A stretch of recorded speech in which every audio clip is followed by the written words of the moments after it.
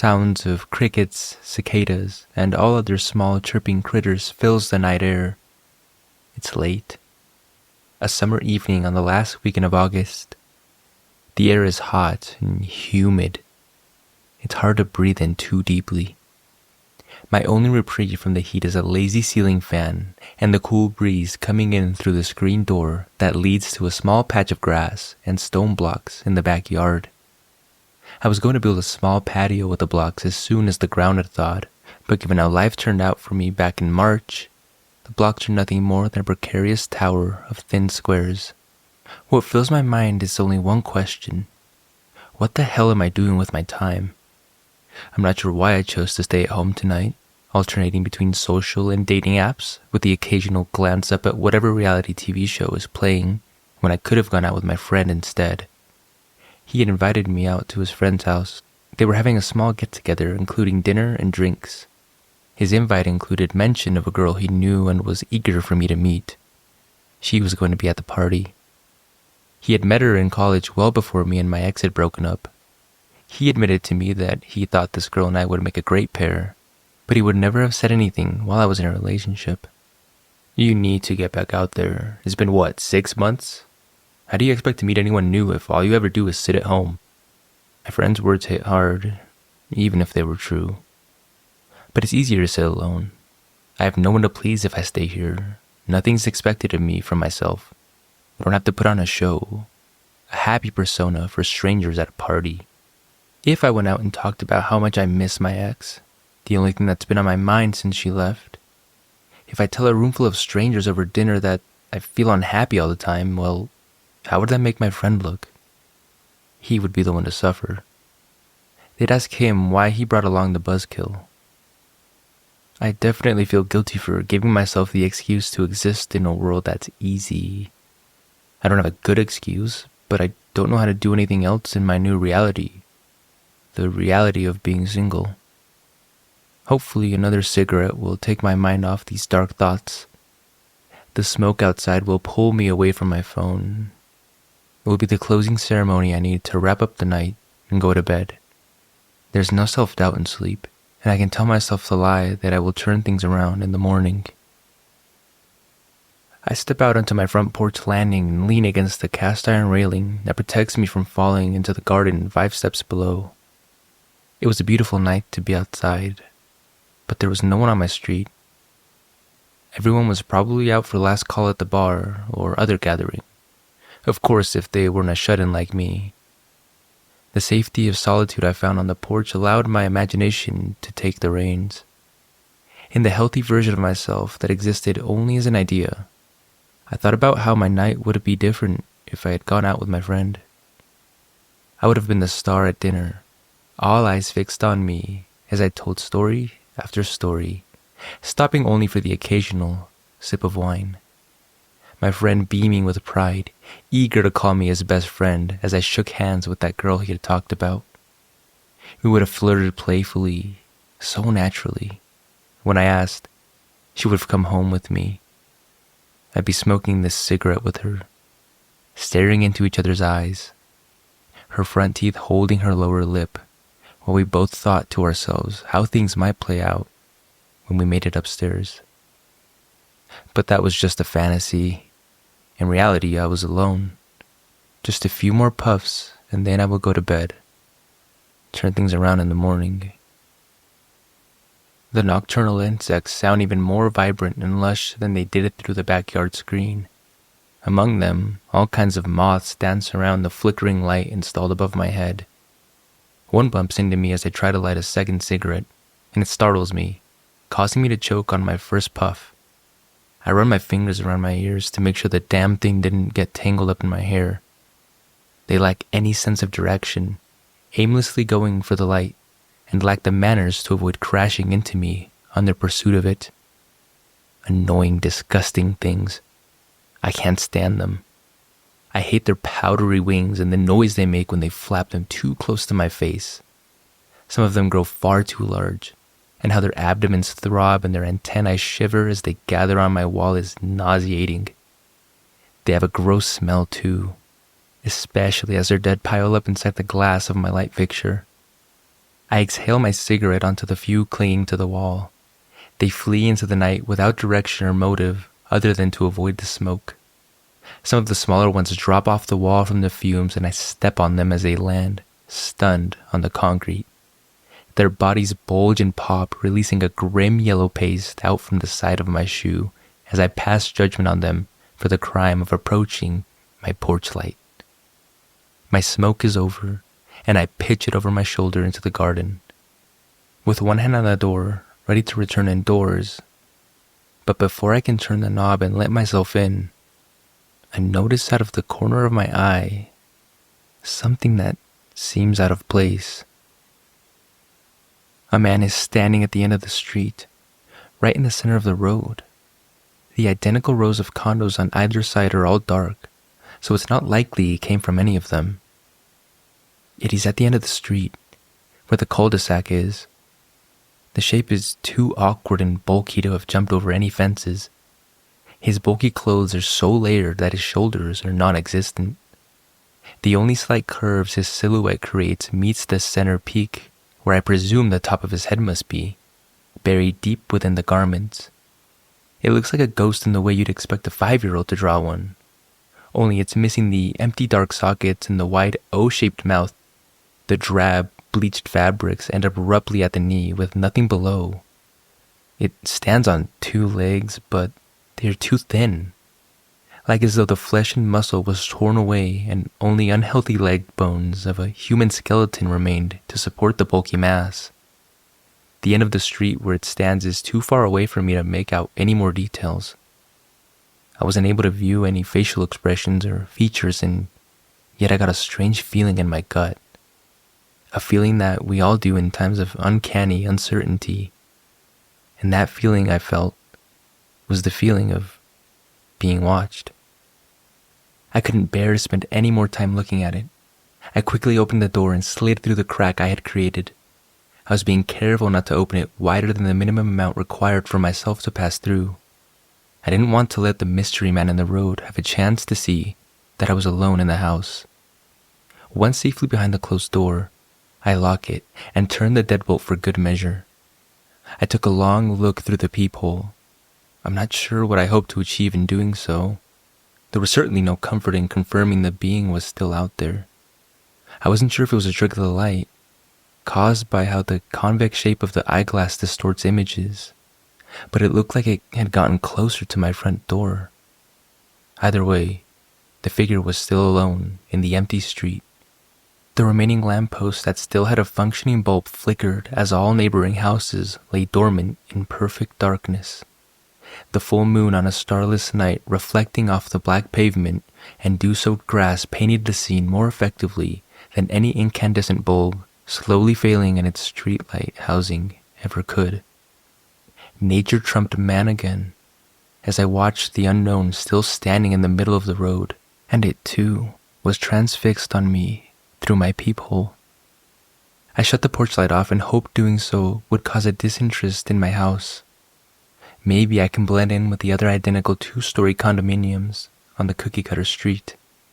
By joining them in darkness, I will be camouflaged and protected from unwanted attention. I might be safe inside physically, but my mind still feels exposed. Perhaps a hot pocket after spending 3 minutes in the microwave is the endorphin rush I need to feel at ease and finally call it a night. No more smokes out front tonight. If I need one later, I'll risk the landlord's complaints and smoke it from my bedroom window. 2 hot pockets spin against clockwise rotation of time as analog numbers count down to 0. I try to distract my anxious mind from what might be happening outside by focusing on the spinning glass turntable, the only source of light in my otherwise black kitchen. The only light I dared to leave on was the lamp in the living room, where I've spent the evening so far doom-scrolling on the internet, diving deep into the cavernous meme culture, and nearly hitting rock bottom. With steamy hot pockets in hand, I returned to the lit room, but immediately wished I hadn't. I forgot the back door had been left open. Only the screen door was keeping the night outside, and the stranger from the street had found my backyard, its body pressed against the screen. I couldn't move, frozen in place. From this distance, the only thing that was clear about the figure was that it was not human. Aren't you going to let me in? The thought entered my head without warning. It wasn't my own thought. It didn't have my voice attached to it. There's no voice in fact, just words that filled my cranial cavity. Intrusive words I didn't ask to hear. Somehow I knew these words came from the being who just let itself in my home from the back door. Me and this kid's drawing of a ghost missing the black eye holes stood across the room from one another. The single incandescent bulb cast long shadows between us at the warm, welcome glow of the light turned to a sinister, angry red. The room's energy darkening under the new presence within. From this distance, I could see the figure's bulky fabrics weren't clothes at all. It was covered in thousands of powdery, fragile scales, each no larger than a thumbnail. The scales vary under a spectrum of every hue and shade imaginable of gray, silver beige, white, and occasional black. They frolicked and dazzled, reacting to a vibrant wind that did not exist. If there was a wind, it was existing only in its own perceivement of reality, a reality I was not supposed to be a part of. And yet our dimensions had met and melted together.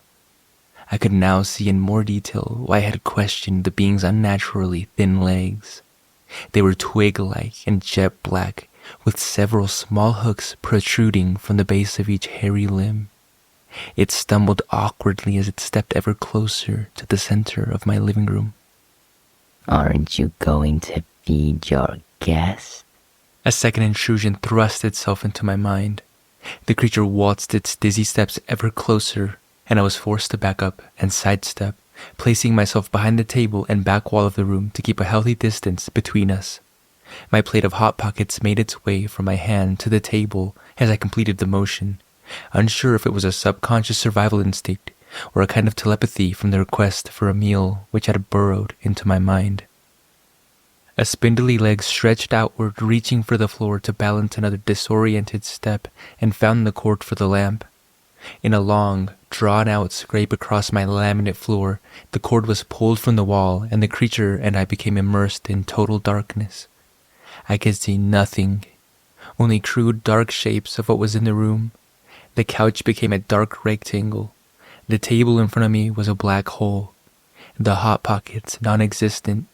They vanished into the void. I noticed the creature's shape had changed from the other side of the table. The top of its round bulk had become lowered like the hood of a sweater to reveal the head. A large, bulbous silhouette which teetered on a pencil-thin neck.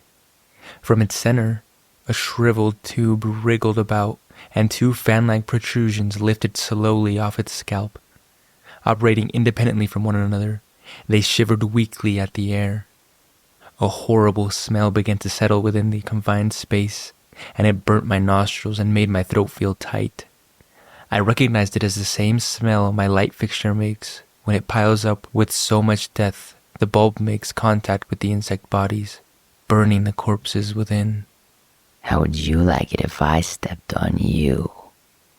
It spoke to me again, mind to mind. No moving mouth parts. I could barely comprehend the situation, but managed to let escape a simple, What? Escape my feeble lips. My skull felt like it had been stuffed full of bees, my own thoughts drowned out by a busy flurry or invertebrate wings. Only the thoughts shared to me by the creature could be heard over the chorus of mandibles, claws, and stinging abdomens, and all the crunchy, wet, throbbing noises they made.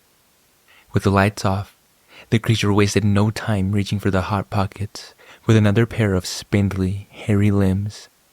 It pressed them too close to its fat, bulging head and sucked them dry, leaving behind two empty pastry husks.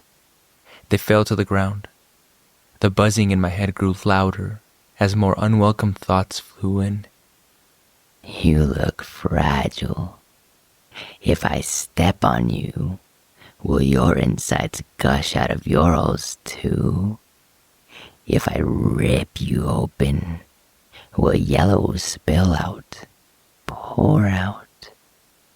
Sounds delicious. My brothers and sisters have long craved such a feast. It leaned in towards me, its stench even more nauseating than when it first uncovered itself. I took my last step back, slinking into the wall behind me. Despite the creature's unnaturally thin arms, I felt in my guts that it could easily pull me apart like string cheese if it felt the urge to do so. The jagged hooks sticking out from the ends of them sounded sharp when I heard them scrape layers out of the wood table it was leaning over. I put my hands in my pockets to try and gesture to the creature that I wasn't going to fight it, that I was prepared to surrender and negotiate a truce. If that failed, I wouldn't even resist. It could have its way with me. Maybe, I thought, if it saw me as small and insignificant, I would be pitied and forgiven.